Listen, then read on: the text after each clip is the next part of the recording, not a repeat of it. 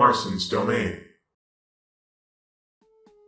Hey everyone, Marson here, and today I want to talk about the top 5 boards that I would like to see come back in Mario Party Superstars. Now, before I even get into this, I do know that there's only supposed to be 5 boards in the game, so this is just a top 5 of boards I'd like to see, period. So if the 3 remaining boards that we don't know of yet are any of these boards, that'd be really cool. But this list isn't me thinking that all 5 can get in, unless if there's DLC or something, but that's a topic for a different video. So this list is going to be ordered from want to most want in this top 5. So without any further ado, let's get into it. So the first board that I have on here, I think is going to surprise some people that it's 5th and not 1st, I feel like. Because I've heard quite a bit of comments about wanting this board back. And I'm wondering if my opinion on this board is different from others, but this board is Horrorland.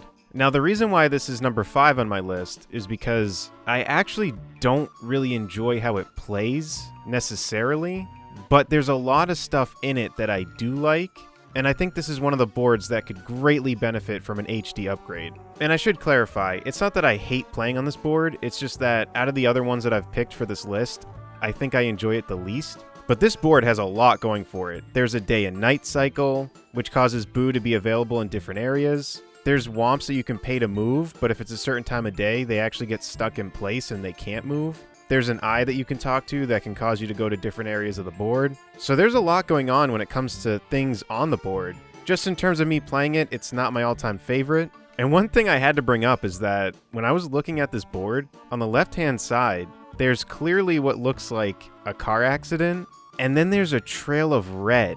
But if you scroll up, you can see that it's just ketchup. But I feel like this is something that Nintendo would not do now.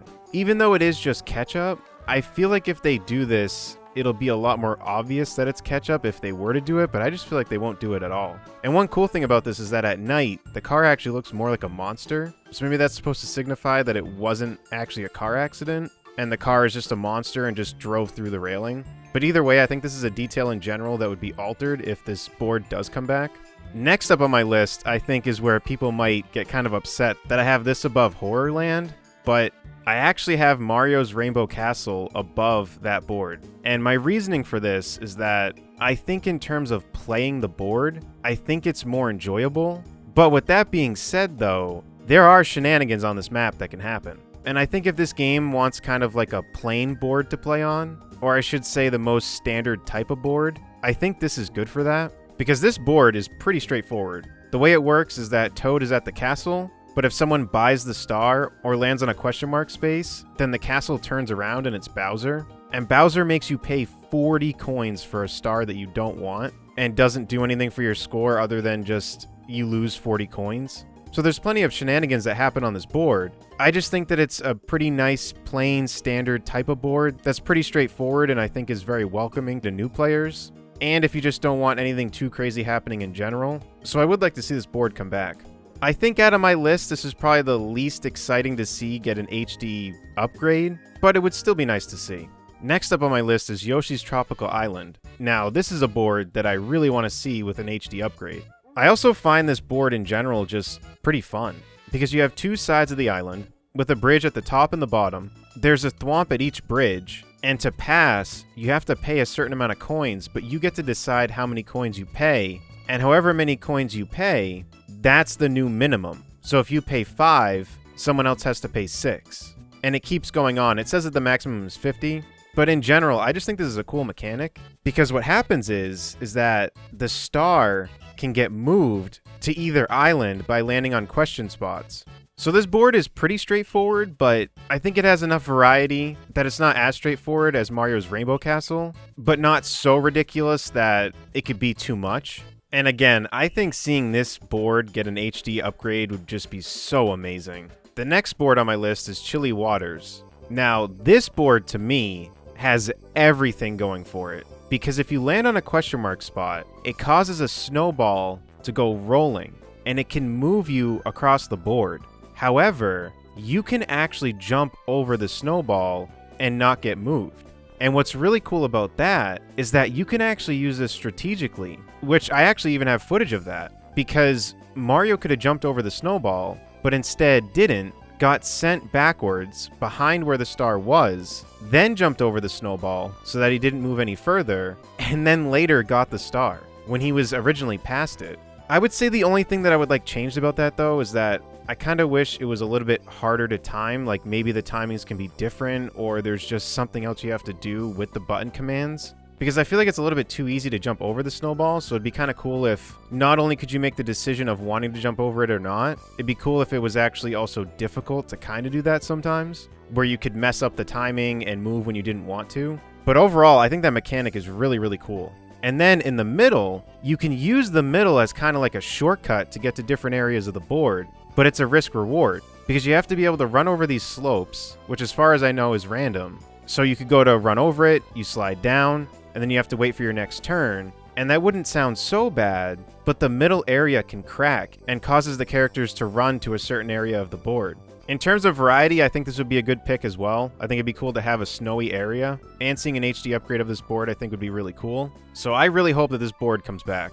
And finally, number one on my list, which if you're someone that's followed the channel for a little bit, you may be able to know which board this is going to be, and that is Deep Blooper Sea. So let me just get this out of the way right off the bat. I love water stuff, so for those who've been following the channel, it's probably no surprise that I picked this board as my number one for boards to return. But I think this board, getting an HD upgrade, would be so amazing. There are tons of different things on this board that would be really cool to see done now. And there's actually one thing about this board that I don't think they'd keep the same, and that's the lanternfish. And if they did keep the lanternfish, I think it'd be really cool because I feel like back then they were more willing to try different things. Whereas now it's like if it doesn't already exist, they just won't do it. And that's where I think if this board does come back, I think that lanternfish will just be a big cheap. And it's not that I don't think Nintendo does anything new, it's just that I feel like they were more willing to try something really random in terms of either an enemy or a character that wasn't there previously. And what comes to mind is how Waluigi was introduced in a tennis game, and now Waluigi's in a lot of games. So it's not that they don't do anything new, it's just that that lanternfish to me kind of stands out as something they would have done in the past and not now. So if they did bring this board back and made like a new rendition of that lanternfish, I think that'd be really cool. And in terms of the board itself and how it plays, there's a lot of stuff going on. There's question mark spots that can cause a blooper to get their mother to make you swap sides on paths on the board. There's a part where a shark makes you choose a button, and if you happen to pick the wrong one, you have to go a different path. And then if you land in a question mark spot in the top left corner of the board, that's where the lanternfish is. And the fish will try to suck you in, and you have to tap A repeatedly to not get sucked in, but if you do, then you get spit out in a direction that an arrow is pointing. So there's a lot of stuff going on this board, and I think an HD upgrade of this board would be so incredible. It's the one that I hope for the most with an HD upgrade. There's these neon coral things on the board, and seeing those in HD I think would be really, really cool. And there's just so many different types of fish on this board. It'd be really cool to see those in an HD upgrade. So that's my top 5 list of boards that I'd like to see come back. Hopefully you enjoyed this video. Let me know what you think of my top 5 and what your top 5 would be in the comment section down below. If you enjoyed this and want to support my content, feel free to subscribe. And until next time, I'll see y'all later. Take care, everyone.